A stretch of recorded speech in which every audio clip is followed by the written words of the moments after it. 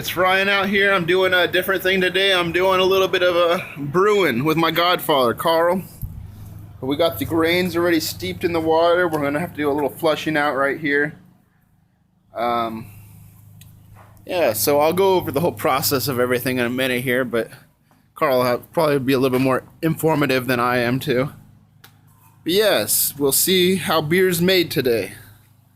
All right, talk to you in a bit. All right, yeah, here's my godfather, Carl.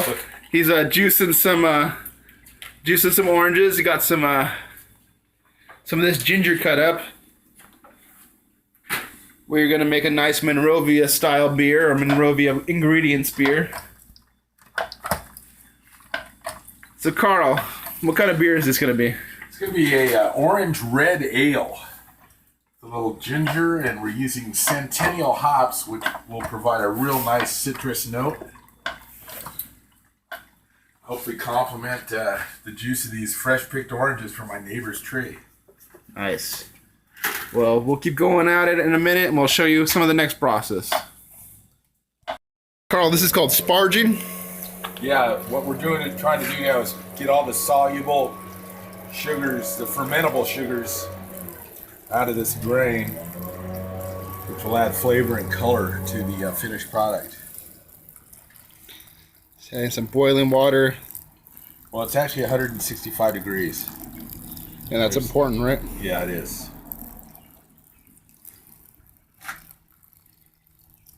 You can see, man, I mean, it's almost like a grain stew. A little chewier than oatmeal. Yeah, it smells just like malt meal. I don't know if you ever had that. That's like an old school cereal, hot cereal.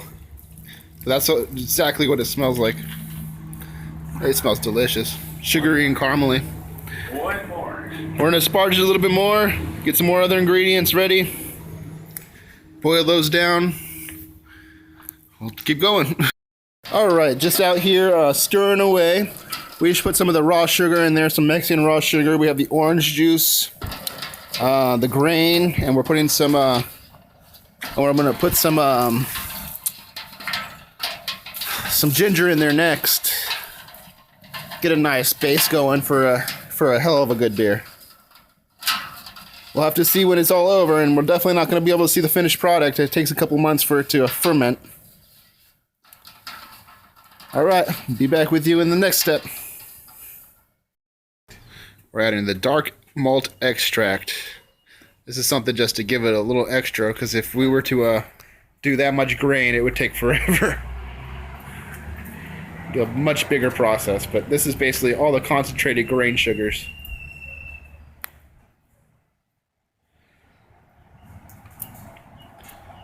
Carl was just telling me that's what they used to make malt milkshakes with. You know, you get the malt out of this stuff, the sugars. Makes sense, I guess, malt milkshakes, but never occurred to me. Well, the old term was malted milk. Let's use that sugar. And that's what those, those malted milk balls, the chocolate-coated malted milk balls are. Utilize this same stuff. Same stuff. Wow. Yeah, never occurred to me. Makes sense, though.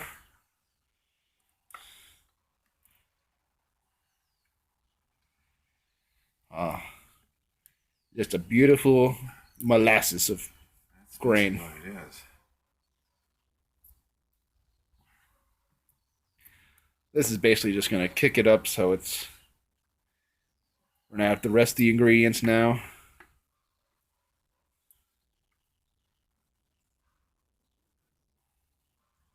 Once it's in the keg, how long does it Well, this will sit in the what they call the primary fermenter for probably a couple of months. And you don't have to be so concerned about cleanliness in the first process, right? The boiling. You don't have to have anything cleaned until it's all boiled, and then once it's boiled, everything that comes in contact with it has to be sterilized. Yeah, it's very, very important, or your beer's just going to spoil. All right, show you the next process in 1 second. All right, we're throwing some of the orange rinds that we got from the orange juice that we threw in the first place, and we saved a good 4 cups or so of that orange juice. just to put in the last process after everything's done boiling. Make sure we don't lose any of that beautiful orange flavor. He's going through and choosing the best of the looking rinds in here so we don't have any nasty looking rinds and ugly flavors.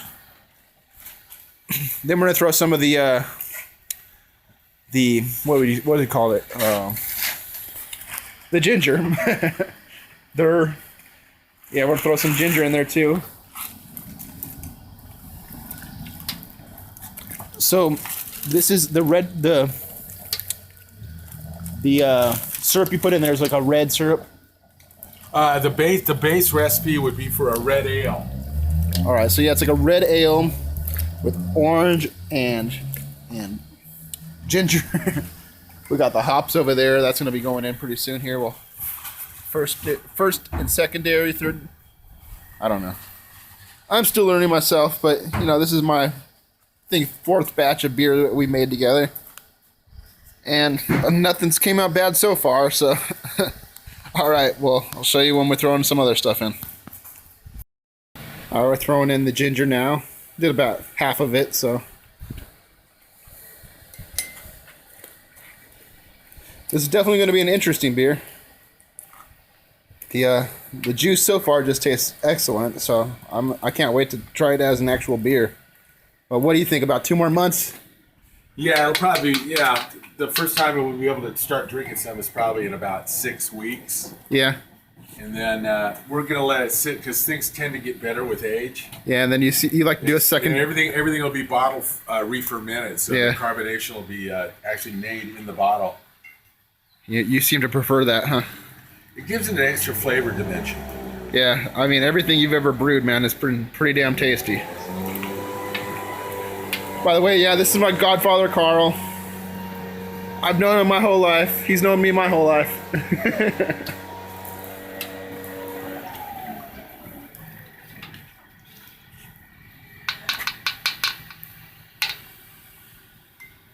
All right. Where we're using Centennial. All right, we're using the Centennial hops. It's gonna be the first edition. These are high alpha acid hop with a very complementary citrus notes. So it really should bring out that citrus flavor. We're gonna add it 3 times. 2 times during the boil, and then when we finish, when we turn off the boil, we're gonna add another one for the final. And that just adds that beautiful hoppy aroma. This is just gonna be a really tasty beer. We've already tasted it a couple times. It's gonna be good. All right, I'll show you on the next couple of hop additions. The second edition. So far we put in about an ounce of the Centennials, and altogether we're going to use 2 ounces of hops in this. So the third you'll put a full ounce by itself. The third I'll dump about 3/4 of an ounce, and then the rest will go into the primary fermenter to dry, what they call dry hopping, along with the residual jalapeno and habanero and the ginger. So we did end up putting a half of a habanero in here as well. Give it a little bit of kick. It doesn't do much, but it gives you that little back note on the back of your tongue. And, Carl's kind of known for his spicy beers and spicy stuff, spicy food. Well, we'll show you on the last process. It's going to be a little bit more exciting than showing the exact same stuff. But here we go. Show you in a couple minutes here.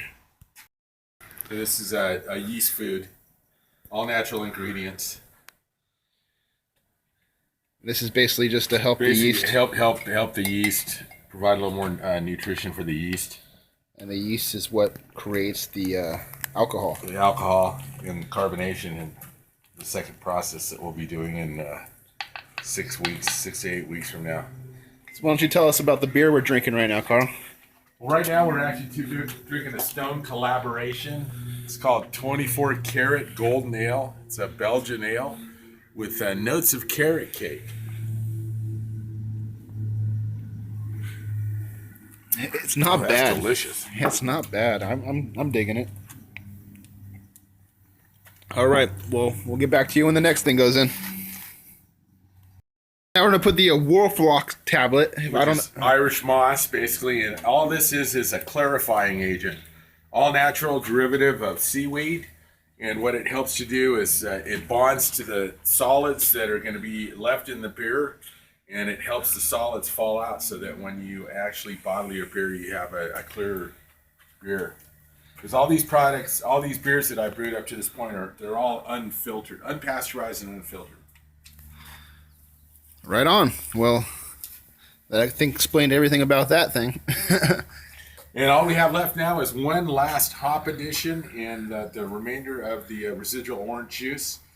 And we're going to do that in about 5 minutes after we cut the heat to the kettle. All right, show you in 5 minutes. We just poured about another quart of orange juice in, and this is the last hop addition now. Same hops? Same hops. They're all Centennial. A good citrus flavor. Mm-hmm. They're sitting in there. Looks like rabbit food.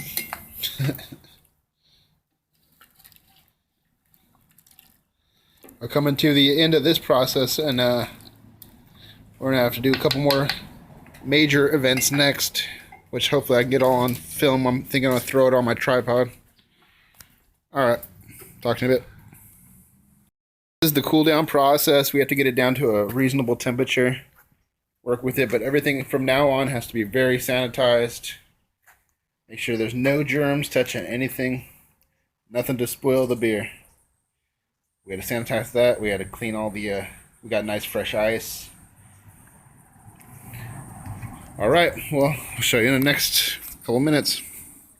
All right, here's the importance of cleanliness. We are putting diluted bleach water into the carboy here. We got the, even the yeast vial is submerged in bleach water. This is the gravity of it. It says 16, but we're gonna dilute it down. It's probably gonna be an 8% beer.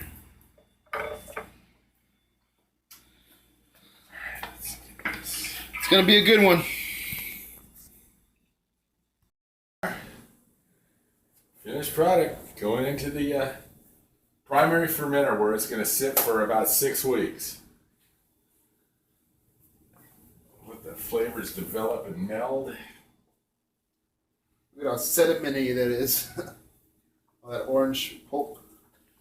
A lot of it's going to be strained, dude. That cane racker does a good job.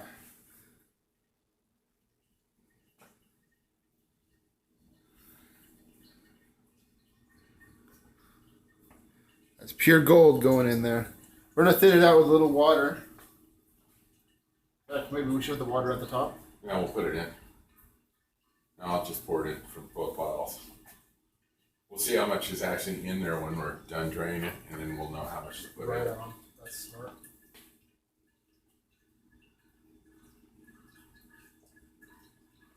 Look at how beautiful that looks like going through that tube. It's red. Definitely red. It's gonna be good. Probably stop it for now. Yeah, probably. Watch a whole thing fill up. All right, so we're coming towards the end of this transfer, and it looks like it's just trickling out now, man. A little sedimenty. It's all right. It'll all fall out.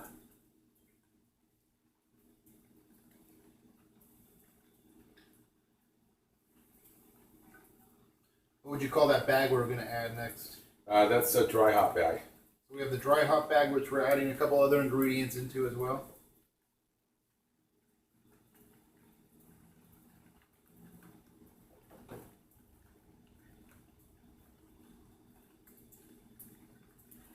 About 10 ounces left. Maybe 10 ounces to go.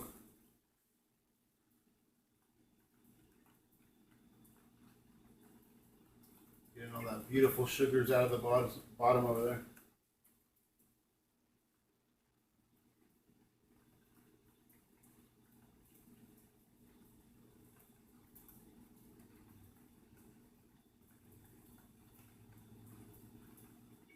That's it.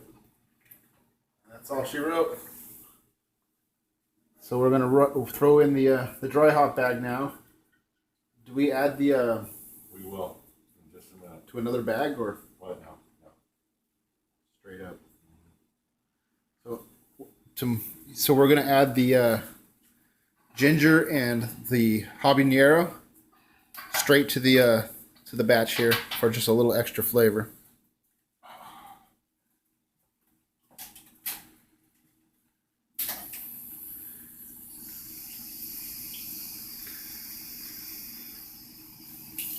We're gonna put half a gallon of water in. So here goes the half a gallon of water.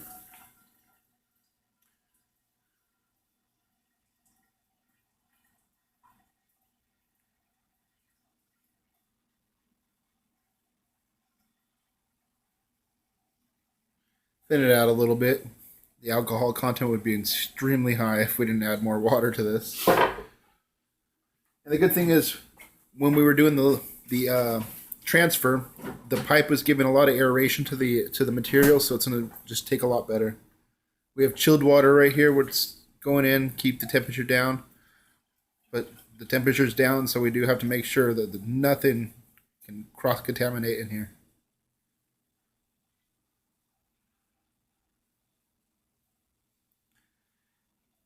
You put a little whiskey inside the.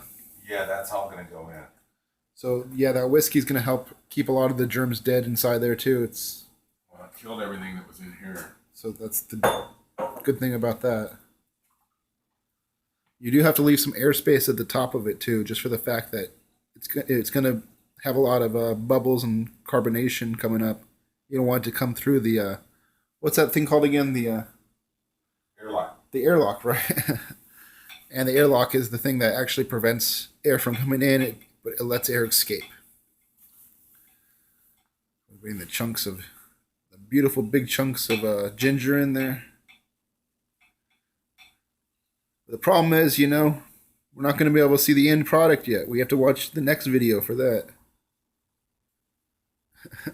All right, well, if there's anything else I could show you, I'll show you in a little bit. All right, here goes the yeast. Here's the last process before we put the lid on and let it sit for 6 to 8 weeks. I got down the wall a little bit in there, but that's fine. That was on the inside. This yeast is so good.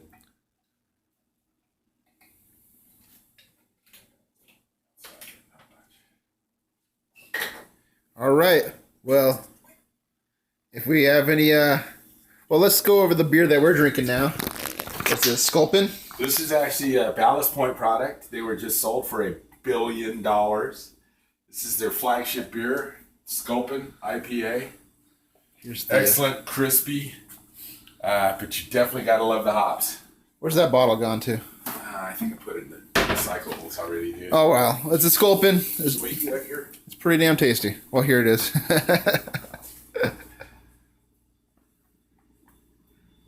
Definitely a good beer. Excellent beer. All right. Well, that's brewing for you, and we'll show you the next video here in a couple months. That'll be bottling, and maybe there's even a chance that I'll even get a couple more beers out before then. So we'll see. I'm gonna try to get a chocolate stout with some coconut flavoring, like some kind of Mounds bar or something like that. Well. Here he goes. He put it in a nice dark spot. He has a little setup over here in the corner. Carl's Brew House. Carl's little brew house. You know what? He has a couple beers that definitely could be sold on the market. But here it goes. The dark room will sit for the next 6 to 8 weeks. Have a good one, guys.